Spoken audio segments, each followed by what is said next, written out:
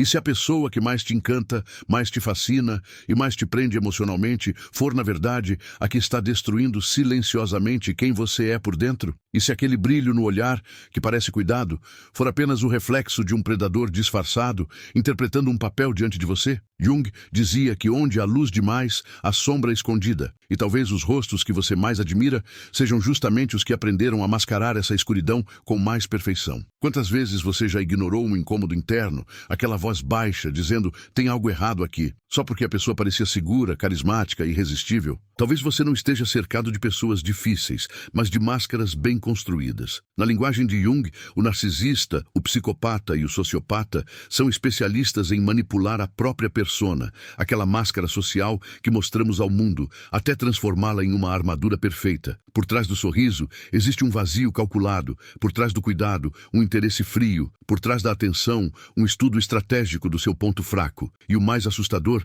não é o que eles fazem com você, mas o que fazem com a sua capacidade de confiar em si mesmo. Como você distingue amor de controle quando o controle se apresenta com a face exata do amor que você sempre buscou? Jung acreditava que aquilo que você não enxerga em si mesmo acaba te dominando por fora. É por isso que tanta gente se conecta justamente com quem vai feri-la mais fundo. Há algo em você que reconhece inconscientemente a sombra do outro e se sente atraído por ela, como se uma parte perdida da sua história estivesse escondida naquele olhar magnético. Mas e se esse encanto não fosse coincidência, e sim um acoplamento perfeito entre a sua ferida e a estratégia psicológica de alguém incapaz de sentir empatia real? Quantas vezes você chamou de destino aquilo que, na verdade, era um padrão destrutivo se repetindo? Existem segredos psicológicos que não aparecem em textos motivacionais nem em conselhos superficiais de redes sociais. Segredos que Jung só deixa entrever quando fala da relação entre poder, fascínio e sombra. São detalhes quase invisíveis na linguagem, em pequenos gestos, em silêncios calculados, em elogios que parecem cura, mas agem como veneno de ação lenta. Quem nunca se pegou justificando o injustificável, perdoando o imperdoável e chamando isso de maturidade, quando na verdade era apenas submissão emocional? A pergunta que realmente importa não é se você conhece alguém narcisista, psicopata ou sociopata, mas até que ponto você já foi treinado para não perceber. Ao longo deste vídeo, você vai sentir algo estranho acontecer dentro de si. Partes da sua história vão começar a aparecer em cada descrição. Rostos vão surgir na sua mente. Situações antigas vão ganhar um significado completamente diferente. Você pode até tentar dizer para si mesmo que é coincidência, que é exagero, que não é bem assim. Mas uma vez que Jung te mostra a estrutura por trás da máscara, fica quase impossível continuar vendo essas pessoas com os mesmos olhos. O que você vai descobrir não é apenas como reconhecer esses perfis, e sim como entender por que eles encontraram exatamente você. E a pergunta incômoda que ficará ecoando até o final é simples e devastadora. Será que você realmente escolheu essas pessoas? Ou foi escolhido por aquilo que ainda não conhece em si mesmo? A sedução não é apenas romântica, é psicológica. Narcisistas, psicopatas e sociopatas aprendem a mapear o teu mundo interno com uma precisão assustadora. Reparam na forma como você reage à rejeição, ao elogio, ao silêncio, ao abandono. Cada vez que você se abre e conta uma dor antiga, eles registram, não para acolher, mas para usar. Jung falava sobre complexos, núcleos emocionais carregados de experiências não resolvidas. Essas pessoas farejam exatamente onde estão esses pontos frágeis e começam a girar ao redor deles como predadores que estudam o melhor momento de atacar. Você sente conexão, mas o que existe de verdade é leitura psicológica fria. Um dos segredos que ninguém te conta é que esses perfis não seduzem com intensidade constante, mas com doses calculadas. Eles dão atenção demais num dia, desaparecem no outro, criam um vácuo emocional e depois retornam como se fossem a única fonte de alívio para a dor que eles mesmos ajudaram a provocar. Jung diria que o inconsciente responde a esse movimento como uma hipnose. Quanto mais você tenta entender, mais se enreda. Você começa a justificar a ausência, defender o indefensável, criar narrativas em que a culpa sempre acaba escorrendo de volta para você. E sem perceber, passa a ter medo de perder alguém que na prática já te tirou de si mesmo. Talvez você já tenha reparado em outro detalhe. Essas pessoas têm uma facilidade quase sobrenatural para inverter papéis. Quando você tenta colocar um limite, a conversa se transforma numa acusação sutil de que você é egoísta, ingrato ou fraco. Quando você aponta um comportamento estranho, de repente se vê pedindo desculpas por ter interpretado mal. Jung explicaria isso como uma manipulação da sua sombra. Eles projetam em você aquilo que não querem ver em si mesmos. E se você tiver feridas antigas ligadas à culpa ou ao abandono, vai aceitar o peso que nunca foi seu. É como carregar uma mala que não te pertence, convencido de que é obrigação sua levá-la até o fim. Há também o silêncio, e ele nunca é inocente. Existem silêncios que curam e existem silêncios que enforcam. O narcisista, o psicopata e o sociopata sabem disso. Eles somem exatamente quando você precisa de validação. Desaparecem quando você está no auge da angústia. Não respondem mensagens em momentos decisivos. Deixam você suspenso num vazio emocional que começa a reativar memórias antigas de abandono, rejeição, invisibilidade. Jung diria que o passado não desaparece, ele apenas muda de forma. E nessas horas, você não está reagindo apenas àquela pessoa, mas a todas as vezes em que se sentiu deixado para trás e não conseguiu colocar em palavras. Outro movimento quase imperceptível é como eles lidam com sua luz. No começo, exaltam sua força, sua inteligência, seu coração, como se fossem os únicos capazes de enxergar o seu valor. Você se sente visto, finalmente reconhecido. Mas aos poucos, essa mesma luz começa a incomodar. Qualquer passo de autonomia gera ironia, piadas passivo-agressivas, comentários sutis que diminuem seus sonhos e relativizam suas conquistas. Jung falava sobre individuação, o processo de se tornar quem se é de verdade. Essas pessoas, ao contrário, fazem de tudo para que você não atravesse esse caminho. Porque quanto mais inteiro você se torna, mais difícil é ser controlado. E é curioso como você pode perceber tudo isso sem admitir nada. Como se houvesse duas consciências dentro de você. Uma que enxerga e outra que apaga o que foi visto. Uma parte tua sente a manipulação, a frieza, a incoerência. Outra corre para justificar com frases prontas, dizendo que ninguém é perfeito, que todo mundo tem um lado difícil, que você também erra. Jung lembraria que o inconsciente tem uma força devastadora quando não é reconhecido. Quanto mais você nega o que sente, mais entrega o volante da sua vida para essas forças ocultas, inclusive para as pessoas que sabem exatamente como se aproveitar delas. Talvez, em momentos de lucidez, você já tenha tido pequenos lapsos de coragem. Aquela noite em que decidiu se afastar, aquela madrugada em que chorou em silêncio, jurando que nunca mais aceitaria certas coisas. Aquele dia em que percebeu com clareza que estava se anulando. Mas de repente, bastou uma mensagem, uma lembrança, uma promessa vazia, e você voltou. Jung chamaria isso de repetição de padrão. Um círculo psíquico que só se rompe quando a verdade interior é encarada sem máscaras. Até lá, você continua orbitando em torno de quem sabe apertar exatamente os botões certos para te trazer de volta. E talvez o mais perturbador não seja o que eles fazem, mas o que conseguem despertar dentro de você. Inseguranças que você achava superadas, medos que pareciam enterrados, sensações de inadequação que voltam à superfície com uma força quase infantil. É como se essa relação abrisse uma porta para um porão emocional que você nunca quis visitar. Jung diria que é justamente nesse porão que mora a chave da sua libertação, mas ela não vem sem dor, sem conflito, sem confronto com a própria sombra. E enquanto você continua tentando entender o outro, talvez ainda não tenha percebido que o verdadeiro enigma que precisa ser decifrado é o que está acontecendo dentro de você agora. Não perca mais tempo vivendo com esse fardo. Garanta agora o seu livro digital, Guia Prático e Chocante para Desarmar o Narcisista Sem Discussão. E descubra como aplicar essas poderosas lições no seu dia a dia. Atenção, o estoque é limitado e está se esgotando rapidamente. Clique agora e comece sua jornada em direção à paz e confiança que você merece. Há um detalhe que quase ninguém percebe no início. A forma como essas pessoas reescrevem a sua própria história na sua frente até que você comece a duvidar da sua própria memória. Uma frase que você tem certeza de ter ouvido se transforma em algo completamente diferente quando é repetida por elas. Uma atitude agressiva passa a ser descrita como uma resposta necessária, quase heróica. De repente,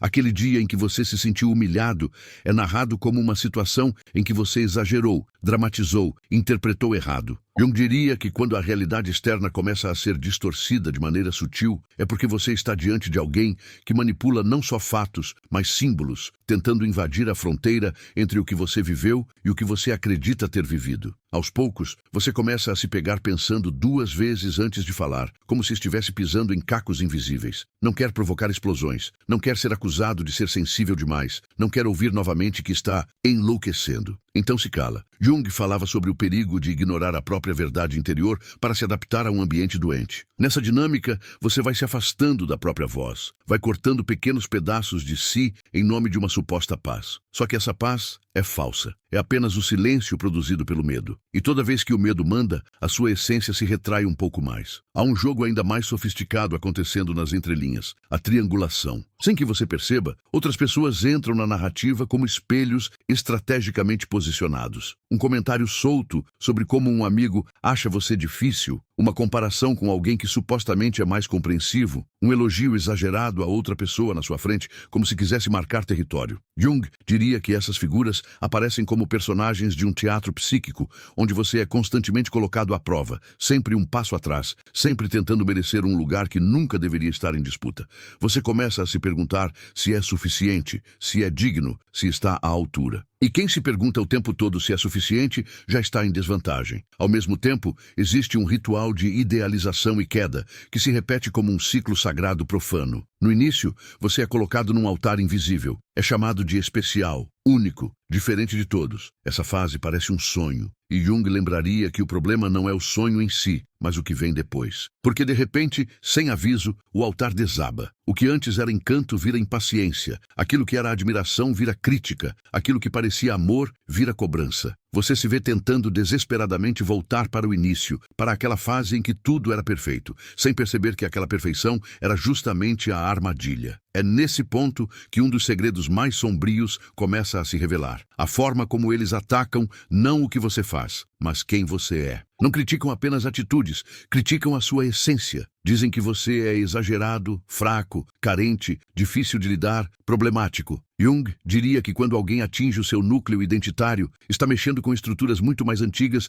do que aquela relação em si. Por trás de cada acusação, talvez exista uma memória de infância, um olhar de desaprovação, uma frase antiga que te marcou e nunca foi curada. Essas pessoas não criam o trauma do zero. Elas encontram frestas já abertas e apenas aprofundam o corte. E é justamente por isso que é tão difícil romper. Porque em algum nível, você começa a acreditar que merece esse tratamento. Começa a pensar que talvez realmente seja complicado demais, sensível demais, intenso demais. Jung falava sobre o poder devastador da autossabotagem quando a imagem interna de si mesmo está ferida. O narcisista, o psicopata e o sociopata se aproveitam dessa lacuna e se tornam a voz dominante na sua psique, como se fossem juízes internos que definem seu valor. E quanto mais você ouve, mais se esquece de que já teve uma voz própria antes de conhecer essa pessoa. Há momentos, porém, em que a verdade tenta emergir. Talvez seja numa conversa com alguém fora desse ciclo, talvez seja num sonho perturbador, talvez seja numa crise de choro, aparentemente sem motivo. Jung acreditava que o inconsciente sempre tenta corrigir aquilo que está distorcido. E às vezes ele grita através do corpo, do sono, da ansiedade que surge do nada. Você sente uma espécie de enjoo da própria vida, como se tivesse saído do seu eixo e não soubesse como voltar. É como se uma parte silenciosa de você estivesse dizendo: isso não é você, isso não é amor, isso não é normal. Mesmo assim, o vínculo permanece. Porque além da dor, há uma estranha sensação de necessidade. É como vício. Você espera uma mensagem,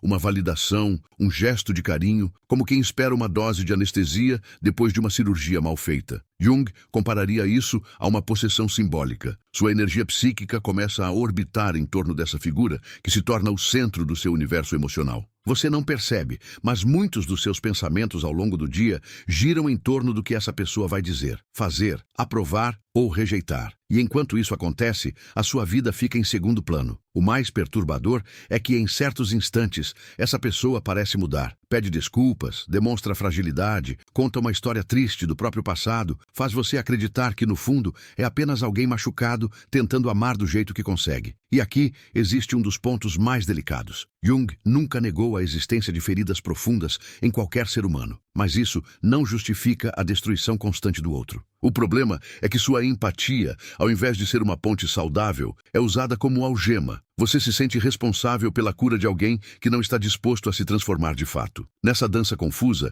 você vai perdendo parâmetros. Já não sabe mais o que é normal ou exagero, o que é cuidado ou invasão, o que é amor ou controle. Jung diria que, quando a fronteira interna se dissolve, qualquer um pode atravessar. Você começa a permitir pequenas invasões emocionais, depois invasões maiores, e quando percebe, está vivendo num território psíquico que não te pertence mais. Como se tivesse cedido não apenas sua confiança, mas a chave da sua percepção de realidade. E é justamente aí que os segredos mais profundos se escondem. Não apenas em como reconhecer essas pessoas, mas em como reconhecer o ponto exato em que você se perdeu de si mesmo. E então surge uma pergunta que não quer calar, mesmo que você tente abafá-la. Quem você teria se tornado se nunca tivesse cruzado o caminho dessa pessoa? Jung provavelmente diria que esta pergunta é o começo da saída, mas também o início do confronto mais doloroso, porque ela te obriga a encarar o tempo que passou, as escolhas que foram feitas, as partes de si que foram deixadas para trás. E, ao mesmo tempo, começa a acender uma fagulha discreta dentro de você, uma sensação quase imperceptível de que ainda existe algo inteiro aí dentro,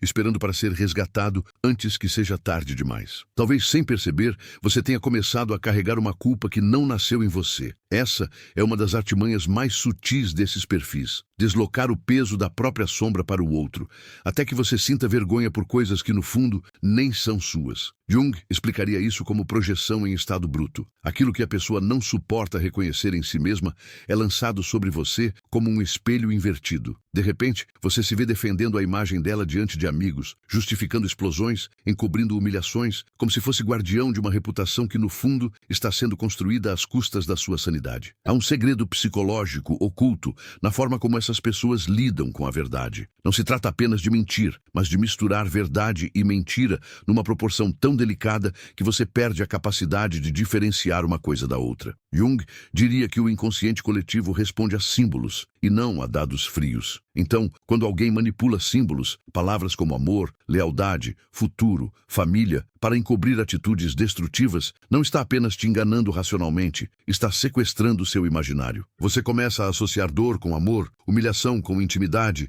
controle com cuidado, e quanto mais essas associações se repetem, mais difíceis se tornam de quebrar. Talvez você já tenha tentado explicar para alguém de fora o que acontece, mas as palavras pareçam pequenas diante do peso do que você sente. Por fora, a relação pode parecer até normal, até bonita. Ninguém vê claramente os momentos em que sua voz é diminuída, em que suas emoções são usadas contra você, em que suas necessidades são tratadas como capricho. Jung lembraria que muitos dramas psíquicos acontecem em silêncio, longe dos olhos alheios, como rituais secretos. É por isso que tantas vítimas de narcisistas, psicopatas e sociopatas se sentem isoladas, como se vivessem uma realidade paralela que ninguém consegue validar. Há uma violência que não deixa marca na pele, mas fratura a alma. São pequenas frases ditas num tom aparentemente calmo, olhares que desqualificam sem precisar de palavras, piadas que te colocam como alvo constante. E ainda assim, se você reage, é chamado de dramático, imaturo, emocional demais. Jung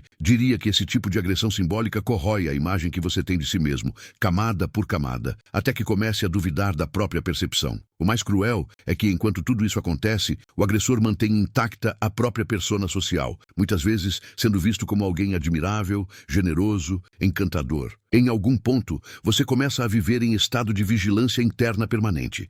Observa cada expressão, mede cada palavra, antecipa possíveis explosões, tenta prever qual versão dessa pessoa vai aparecer hoje. Jung poderia dizer que nesse estágio, a sua psique está em alerta constante, como se estivesse num campo de batalha emocional. O corpo responde com cansaço, insônia, oscilações de humor, mas a mente tenta manter a aparência de normalidade. Você acorda e dorme com uma pergunta muda por dentro. Será que hoje vou ser aceito ou descartado? Essa incerteza contínua é por si só uma forma de tortura psicológica. E ainda assim, existe um fio delicado que te prende, a esperança de que tudo mude. Você se agarra às raras ocasiões em que essa pessoa foi doce, presente, aparentemente verdadeira. Jung falava sobre o poder das imagens internas que carregamos. Talvez você esteja preso não à pessoa real, mas ao ideal que criou dela lá no início. Esse ideal funciona como uma promessa silenciosa. Se você tentar mais um pouco, se você compreender mais, se você perdoar mais uma vez, talvez consiga resgatar aquela versão luminosa que conheceu. Mas a pergunta que ecoa, por baixo de tudo, é brutal. E se aquela versão nunca tiver existido de verdade? Há também o medo de olhar para o vazio que fica se essa pessoa for embora. Não é apenas medo da solidão, é medo de encarar o que foi destruído por dentro enquanto você tentava sustentar a relação. Jung diria que muitas vezes mantemos vínculos tóxicos, não porque amamos o outro, mas porque tememos a ruína que teremos de encarar ao partir. Você sabe que, ao romper, vai ter que olhar para cicatrizes profundas, para anos de autoabandono, para decisões tomadas contra si mesmo. E em silêncio, talvez você se pergunte se ainda tem força para reconstruir tudo o que foi espalhado pelo chão. Um dos segredos mais desconfortáveis é perceber que, em algum nível, você participou da própria prisão. Não porque quis sofrer, mas porque em vários momentos escolheu se calar, ceder, engolir, para não perder aquela sensação de pertencimento. Jung nunca culpava a vítima, mas apontava a necessidade de assumir responsabilidade pela própria sombra. Isso significa reconhecer onde você se traiu, onde ignorou sinais, onde deixou que o medo falasse mais alto do que a sua verdade. Essa consciência dói, mas também é a porta de saída. Enquanto toda a culpa estiver do lado de fora, nada muda. Quando uma parte dela é encarada por dentro, um novo caminho começa a se desenhar. Nesse ponto,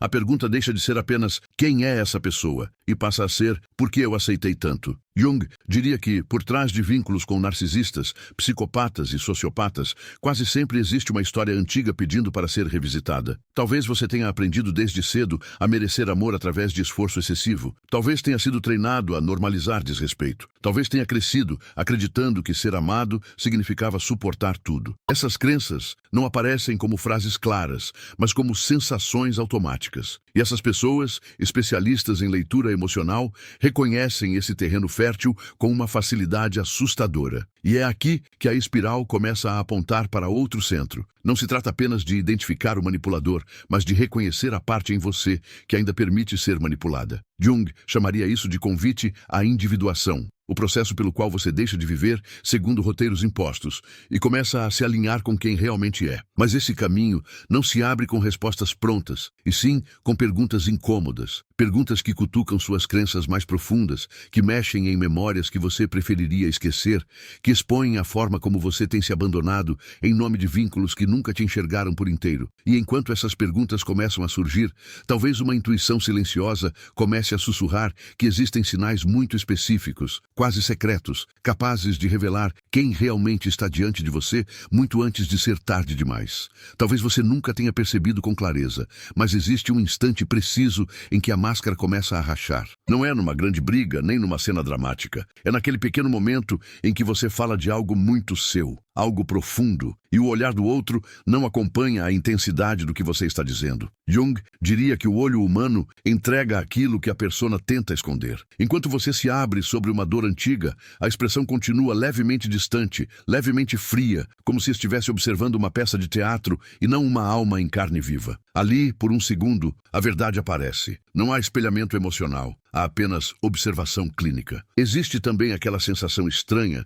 de que tudo o que você diz pode ser usado contra você em outro momento. A conversa que parecia íntima, o desabafo que parecia seguro, mais tarde retorna distorcido, carregado de ironia, ou usado como prova de que você é fraco, instável, confuso. Jung falava sobre a sacralidade do que é confiado no espaço da intimidade. Nas mãos de um narcisista, psicopata ou sociopata, porém, esse material vira munição. Cada vulnerabilidade revelada é catalogada não para acolhimento, mas para controle. Em algum nível, você sente isso, e por isso começa a falar menos de si, mesmo sem saber exatamente por quê. Outro sinal profundo aparece na forma como essa pessoa reage quando você conquista alguma coisa importante. No início, o elogio vem, mas quase sempre acompanhado de um comentário que diminui ou relativiza. Uma insinuação de que foi sorte, uma comparação com alguém que fez melhor, uma crítica sutil ao seu comportamento em meio à conquista. Jung diria que a sombra não suporta a luz do outro, porque a luz alheia expõe o próprio vazio. Então, ao invés de celebrar, esse tipo de personalidade tenta apagar o brilho, nem sempre com ataques diretos, mas com pequenas sombras lançadas sobre cada vitória sua, até que você comece a sentir vergonha de crescer. Também há a sensação de que você está sempre se defendendo de algo que não fez. Conversas que começam com acusações vagas, insinuações de que você não se importa o suficiente, de que não está presente, de que não entende o lado do outro. Jung lembraria que a manipulação emocional muitas vezes se esconde em discursos aparentemente maduros, cheios de palavras bonitas sobre responsabilidade e empatia. Mas no fundo, você sai dessas conversas se sentindo menor, mais culpado, mais confuso, como se estivesse em dívida permanente. A balança nunca fica equilibrada. Você sempre deve mais, sempre erra mais, sempre precisa se corrigir mais. Há ainda a incapacidade de reconhecer verdadeiramente o impacto que causam. Quando você tenta expor uma dor, a resposta vem em forma de minimização, desvio de assunto ou vitimização. De repente, a conversa deixa de ser sobre o que você sentiu e passa a girar em torno de como o outro está magoado por ser mal interpretado. Jung diria que esse é um traço claro de alguém desconectado da própria sombra. Ao invés de assumir responsabilidade, transfere o peso para fora, como se o mundo inteiro estivesse constantemente falhando em entendê-lo. E, se você tiver um coração empático, entra nesse jogo tentando explicar melhor, tentando ser mais claro, tentando não ferir. Enquanto isso, sua dor fica sempre em segundo plano. Um aspecto ainda mais profundo surge na forma como o tempo parece se distorcer dentro dessa relação. Você perde a noção de quando as coisas começaram a sair do eixo. Não consegue apontar um dia específico, uma cena exata. Jung falava sobre como certos vínculos funcionam como campos psíquicos, regiões onde a percepção é alterada lentamente. Não há explosão imediata, há um processo gradual em que você vai cedendo, recuando, ajustando-se, até que um dia percebe que está vivendo uma vida que não reconhece mais como sua. É como acordar no meio de um labirinto, sem saber onde foi a primeira curva errada. Também é curioso como, em público, essas pessoas parecem a versão perfeita de tudo aquilo que você sempre quis que fossem em privado. Gentis, carismáticas, afetuosas, atentas. Jung diria que a persona, quando bem trabalhada, é quase hipnótica. Os outros olham e enxergam alguém admirável, e isso faz com que você duvide ainda mais do que sente. Se todos aprovam, se todos elogiam, se todos se encantam, como ousar questionar o que está vendo nos bastidores? Essa discrepância entre a imagem pública e a realidade íntima é um dos segredos mais cruéis, porque isola você dentro da própria experiência. Há também um modo como eles lidam com seus limites. No começo, prometem respeitar, admiram sua capacidade de se posicionar, dizem que valorizam pessoas fortes, mas pouco a pouco testam as bordas. Pedem um pouco mais do que você pode dar, atravessam fronteiras emocionais, desrespeitam combinações, zombam de regras que você tentou estabelecer. Jung diria que a sombra tem horror a limites, porque limites significam encontro com a própria falta de poder absoluto. Assim, cada não seu passa a ser interpretado como ataque, cada tentativa de se proteger vira motivo de conflito, até que você comece a achar mais fácil ceder do que enfrentar a tempestade que vem quando tenta se preservar. Num nível ainda mais sutil, você percebe que sua espontaneidade foi sequestrada. Aquilo que antes era natural, rir alto, chorar quando precisa, falar o que pensa, se movimentar com liberdade, agora parece perigoso. Você mede reações, calcula gestos, ensaia respostas mentalmente antes de falar. Jung diria que quando a alma precisa se censurar para existir ao lado de alguém, algo essencial está sendo traído. O preço da convivência passa a ser a mutilação silenciosa da sua autenticidade. E o mais assustador é que, com o tempo, você começa a esquecer como era ser inteiro antes dessa dinâmica. E então surge uma percepção quase insuportável. Por trás de cada gesto, cada frase, cada silêncio dessa pessoa, parecem existir padrões que se repetem com precisão assustadora, como se fossem guiados por regras invisíveis. Jung chamaria isso de arquétipo em ação, uma força psíquica que se manifesta de maneira semelhante em diversos contextos. Você começa a notar que não está diante de algo aleatório, mas de uma estrutura. Uma estrutura que segue sinais específicos, movimentos previsíveis, estratégias emocionais recorrentes. E é justamente quando essa estrutura começa a ficar nítida que uma nova pergunta desperta, mais inquietante do que todas as anteriores. Será que existem chaves psicológicas tão profundas, quase secretas, capazes de revelar, muito antes do colapso, quem está realmente do seu lado e quem está apenas esperando o momento certo para te consumir por dentro? Quando essa estrutura começa a ficar nítida, mesmo que ainda de forma nebulosa, algo dentro de você muda de posição. Jung diria que é como se a consciência desse um passo para trás e, em vez de ser engolida pelo drama, passasse a observar o palco de fora. Você ainda sente a dor, ainda sente o peso, ainda sente o nó na garganta, mas começa a notar os movimentos se repetindo como uma coreografia antiga. As mesmas frases, as mesmas inversões, as mesmas ausências calculadas, os mesmos pedidos de perdão vazios. De repente, o que antes parecia caos passa a revelar um desenho, um padrão, uma geometria oculta que sempre esteve ali, esperando para ser vista. E é aqui que algo profundamente jungiano entra em cena. Não se trata apenas de identificar um tipo de pessoa, mas de reconhecer um tipo de energia psíquica. O narcisista, o psicopata, o sociopata não são apenas rótulos clínicos, são expressões extremas de uma mesma lógica interna, na qual o outro não é um ser humano, mas um recurso. Jung lembraria que, enquanto você tenta interpretar essas pessoas com categorias de afeto, elas se movem com categorias de poder. Você fala de vínculo, elas pensam em domínio. Você fala de cuidado, elas calculam vantagem. Essa assimetria silenciosa é um dos segredos mais cruéis da dinâmica. Vocês nunca estiveram jogando o mesmo jogo, mas por mais sofisticadas que sejam as máscaras, existe sempre um ponto em que a verdade vaza. Não é em discursos grandiosos, e sim nos pequenos vazios de empatia, nas reações frias diante da sua dor genuína, na incapacidade de sustentar responsabilidade quando erram. Jung diria que as sombras sempre encontram um jeito de se anunciar, mesmo quando a persona está impecavelmente construída. Um ligeiro desprezo no olhar, um sorriso quando você se confunde, um brilho estranho quando você conta um fracasso, um silêncio rápido demais quando você menciona que está melhor sem eles. São sinais que parecem pequenos demais para serem levados a sério, mas que somados começam a contar uma história que a boca deles jamais admitiria. O seu corpo, mais uma vez, é o primeiro a compreender. Antes de qualquer diagnóstico, antes de qualquer explicação racional, ele já registra que algo está errado. Uma dor de cabeça recorrente antes de encontrar essa pessoa, um aperto no estômago após uma conversa aparentemente tranquila, uma exaustão que chega sempre depois de se explicar por horas, sem ser realmente ouvido. Jung apontava para essa ligação entre psique e soma, lembrando que o inconsciente fala também através de sintomas. Talvez você não consiga nomear a violência invisível que está sofrendo, mas seu corpo já está gritando essa verdade em forma de sinais que você aprendeu a chamar de estresse, cansaço, rotina. Os sonhos também começam a mudar. Talvez você passe a sonhar com casas invadidas, com portas que não fecham, com estranhos sentados à mesa da sua família, com telefones que não funcionam quando você mais precisa. Jung veria em cada imagem um símbolo do que está acontecendo na sua vida psíquica. A casa pode ser você, o invasor pode ser a energia dessa pessoa atravessando seus limites, o telefone mudo pode ser a sua dificuldade de pedir ajuda, de ser ouvido, de ser validado. Enquanto, em vigília, você continua tentando justificar o injustificável, durante o sono, sua alma tenta contar a verdade em linguagem simbólica,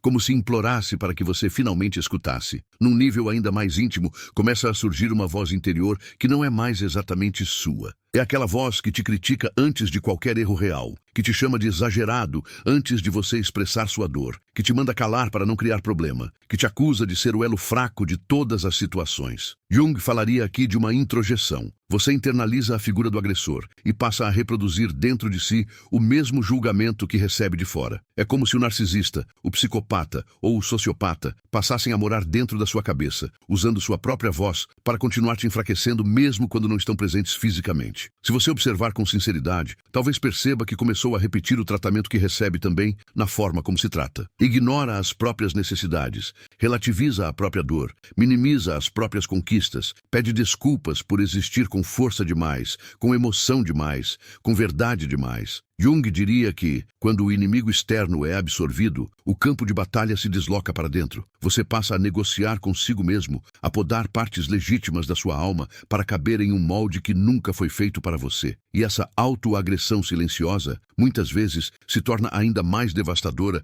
do que a agressão original. No fundo, porém, algo resiste. Uma pequena centelha de consciência se recusa a aceitar que essa seja a medida do amor, do cuidado, da convivência. Às vezes, essa resistência aparece como irritação, às vezes como tristeza profunda, às vezes como um desejo vago de ir embora e recomeçar. Jung chamaria isso de chamado do self, o núcleo mais íntimo e sábio da sua psique, que não se conforma em viver eternamente submetido ao jogo da sombra alheia. É essa parte sua que, mesmo cansada, ainda busca respostas. Ainda se pergunta se existe uma forma de enxergar tudo isso com mais clareza, antes que mais pedaços de si se percam. É importante perceber que enxergar esses padrões não é sobre demonizar o outro, mas sobre devolver cada coisa ao seu lugar. Jung nunca negou a existência de maldade, frieza ou destrutividade na alma humana, mas insistia na responsabilidade individual em reconhecer a própria sombra. O narcisista, o psicopata, o sociopata fogem desse encontro interno e, por isso, precisam de hospedeiros emocionais para sustentar sua imagem. Quando você começa a ver o jogo, algo se rompe. Não porque o outro muda, mas porque a energia que alimentava a dinâmica deixa de fluir do mesmo jeito. Aquilo que era encantamento começa a se transformar em lucidez dolorosa.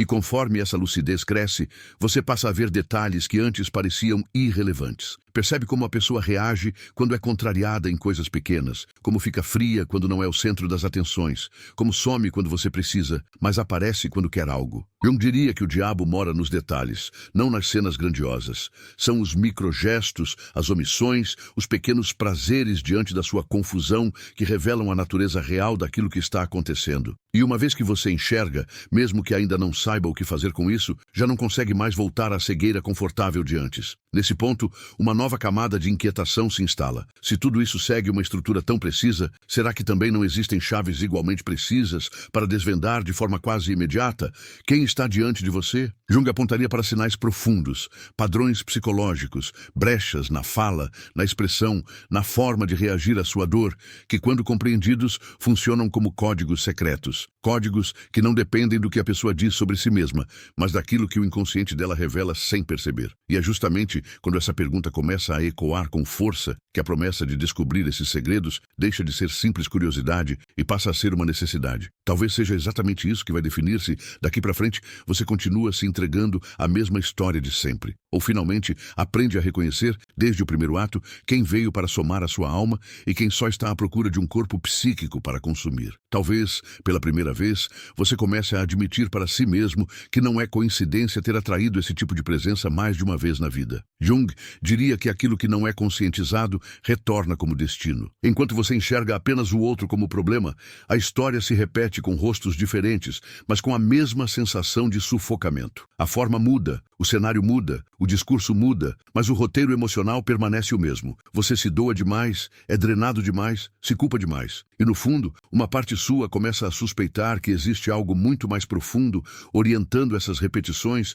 do que simples azar ou má sorte nas relações. É aqui que a pergunta se aprofunda. O que exatamente essas pessoas despertam em você que uma pessoa saudável talvez não despertasse com tanta força? Jung falaria de complexos, núcleos psíquicos carregados de emoção que se ativam sempre que um botão específico é pressionado. Talvez seja o medo de ser abandonado, a necessidade de ser escolhido, o hábito de provar valor, a crença de que precisa ser útil para merecer amor. O narcisista, o psicopata e o sociopata não criam esses complexos, mas os acendem como fósforos num quarto escuro. É por isso que, perto deles, tudo parece mais intenso, mais dramático, mais vital, como se a sua existência inteira estivesse em jogo a cada interação. Ao mesmo tempo, começa a ficar claro que essas pessoas não enxergam limites onde você enxerga a humanidade. Jung diria que, para quem vive dissociado da própria alma, o outro se torna apenas cenário, ferramenta, espelho ou ameaça. Por isso conseguem ferir sem remorso, abandonar sem culpa, voltar como se nada tivesse acontecido. Eles não entram na relação para se encontrar, entram para se abastecer. E se você chega carregado de amor não resolvido, de necessidade de ser visto, de disposição infinita para perdoar, vira o combustível perfeito. Essa é uma das verdades mais duras. Quanto mais você se oferece sem se ver, mais fácil é ser consumido por quem nunca pretendeu se saciar. Em algum ponto, você percebe que passou tempo demais tentando entender a mente deles e quase nenhum tempo tentando entender a sua. Jung apontaria que o verdadeiro enigma nunca é o outro, e sim o que o outro faz reverberar em você. Por que aquela crítica específica dói tanto? Por que aquele silêncio te destrói mais do que qualquer grito? Por que você aceita explicações tão frágeis para comportamentos tão cruéis? Essas perguntas não são acusação, são convite. Cada resposta sincera te aproxima um pouco mais do centro da sua própria história, daquele lugar íntimo onde você começou a aprender o que é amor, o que é cuidado, o que é abandono. Com essa mudança de foco, a imagem dessas figuras começa a perder parte do encanto. Jung diria que aquilo que deixamos de projetar volta para nós. Quando você para de enxergar o narcisista como o salvador, o psicopata como o único que te compreende, o sociopata como a pessoa mais intensa da sua vida, algo se reorganiza por dentro. A aura de mistério vai se desfazendo e sobra aquilo que sempre esteve lá. Alguém incapaz de se relacionar em profundidade, que usa a intensidade como disfarce para a própria incapacidade de sentir de verdade. A mesma cena que antes te hipnotizava, agora começa a parecer previsível, quase pobre, quase repetitiva. Ao mesmo tempo, seu olhar para si começa a mudar de textura. O que antes era autocrítica cruel começa a dar lugar a uma curiosidade cuidadosa. Jung chamaria isso de atitude simbólica. Em vez de julgar, você passa a perguntar o que cada reação sua está tentando revelar. Aquela crise de choro deixa de ser apenas fraqueza e passa a ser um pedido do seu inconsciente por reconhecimento. Aquele ataque de ciúme que você odiava em si começa a ser compreendido como medo antigo, de ser substituído, apagado, trocado. E quanto mais você escuta essas partes com seriedade, menos dependente fica da validação de quem sempre usou suas vulnerabilidades como arma. Nesse processo, uma fissura começa a se abrir na velha narrativa de que você precisa ser escolhido para ter valor. Jung diria que o self, quando desperta, não aceita mais ser negociado em troca de migalhas emocionais. Você começa a testar pequenos gestos de autoafirmação. Dizer não quando tudo em você foi treinado para dizer sim. Se afastar um pouco quando o impulso seria se agarrar com mais força. Falar a sua verdade mesmo tremendo por dentro. Cada gesto parece pequeno por fora, mas por dentro é como romper um pacto secreto com a própria autoabandono. E é precisamente aí que a máscara do outro começa a se inquietar. Porque quando você muda, a dinâmica inteira é obrigada a se revelar. Lembraria que qualquer sistema psíquico reage com resistência quando uma peça decide deixar de desempenhar o mesmo papel. O narcisista, o psicopata, o sociopata não suportam perder o controle da narrativa. Se antes bastava um olhar de desaprovação para te silenciar, agora você hesita, respira fundo, sustenta o incômodo. Se antes qualquer ameaça velada de abandono te colocava de joelhos, agora você começa a se perguntar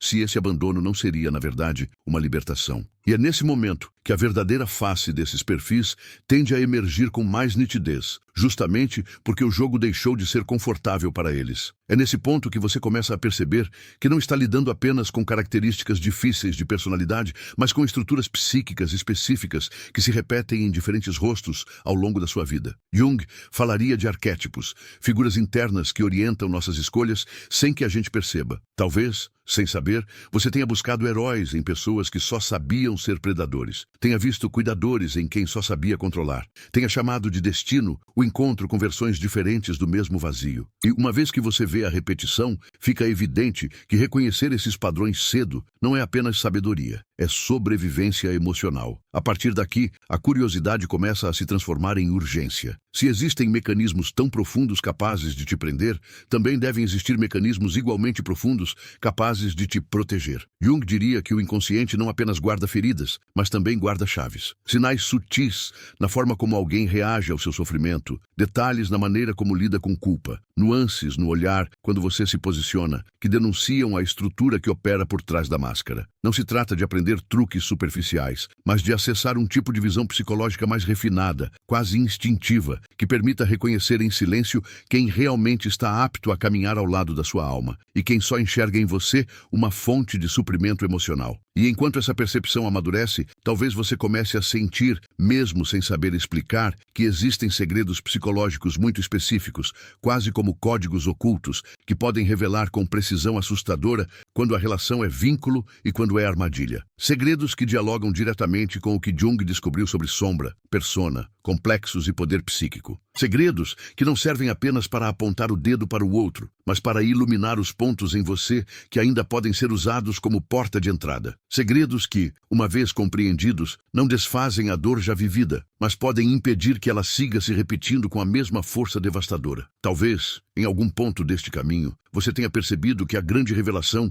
nunca foi sobre eles, mas sobre você. Jung diria que o encontro com essas figuras extremas não acontece por acaso. Ele expõe fissuras, traz à tona complexos, acende luzes em corredores internos que você mantinha trancados há anos, não como castigo, mas como chamado. Não como condenação, mas como possibilidade de acordar. Cada dor que você sentiu, cada vez que foi desconsiderado, cada momento em que sua verdade foi tratada como exagero, tudo isso agora pode ser visto sob outra perspectiva, não apenas como ferida, mas como portal. E talvez você perceba agora que reconhecer um narcisista, um psicopata ou um sociopata não é apenas uma questão de segurança emocional, mas também um ato de amor próprio em sua forma mais profunda. Jung lembraria que a alma se protege quando aprende a ver. Os segredos psicológicos que expõem essas estruturas não foram feitos para alimentar paranoia, e sim para devolver a você o poder de escolher com quem compartilha a própria luz. Porque no fim, não é sobre desmascarar monstros lá fora, é sobre impedir que a sua própria essência seja oferecida em sacrifício para manter vivo aquilo que nunca te enxergou por inteiro. Talvez, ao olhar para trás, você veja cenas antigas com novos olhos. Aquela conversa em que você saiu pequeno, aquela ligação em que se sentiu culpado por algo que não fez, aquele silêncio que te fez implorar por migalhas de atenção. Jung diria que, quando a consciência se amplia, o passado muda de contorno. Não porque os fatos se alteram, mas porque você passa a ocupar outro lugar dentro da própria história. Você deixa de ser apenas a vítima perdida num labirinto e começa a surgir como o observador que finalmente enxerga as paredes, as portas e, principalmente, as saídas. Há uma força estranha em reconhecer a própria sombra, aquela parte sua que tolerou demais, que acreditou em desculpas, que se agarrou a promessas vazias. Jung nunca pediu que ninguém destruísse essa parte, apenas que a olhasse com honestidade, porque é ali, justamente onde você sente vergonha de admitir que ficou, que mora a chance de mudar a trajetória. Ao invés de se punir por ter permitido tanto, talvez seja a hora de se perguntar: o que eu estava buscando com tanta fome que aceitei tão pouco? E essa pergunta, por si só, já é um começo de libertação.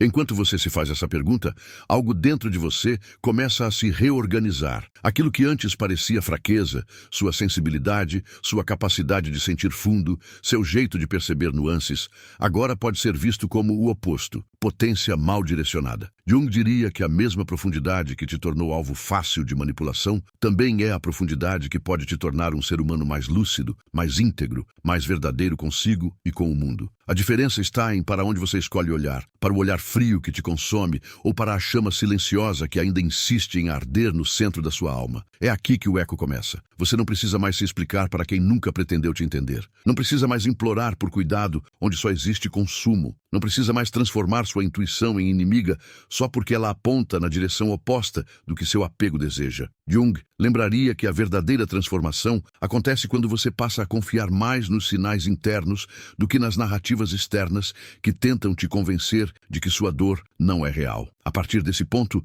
cada passo que você dá na direção de si mesmo é um voto silencioso contra tudo o que tentou te desfigurar. E se, em vez de guardar tudo isso só para si, você permitisse que esse despertar alcançasse outras pessoas que ainda estão presas em jogos que não conseguem nomear, não como alguém que se acha superior, mas como alguém que decidiu não compactuar mais com o silêncio que mantém tanta gente acorrentada por dentro. Se este vídeo tocou alguma parte sua que você nem sabia que ainda doía, talvez deixar sua voz registrada, num comentário, num gesto de compartilhamento, num simples "eu entendo", seja mais do que interação. Pode ser um ato de cura coletiva. Jung diria que aquilo que é dito com verdade abre espaço para que outros também encontrem palavras para o que vivem. Ao escolher permanecer aqui, ouvindo até o fim, você já fez algo que muitos não conseguem. Ficou na presença da própria verdade, sem desviar os olhos. Se algo em você se sentiu visto, validado, protegido, permita que esse vínculo não termine agora. Apoiar este espaço, curtir, se inscrever,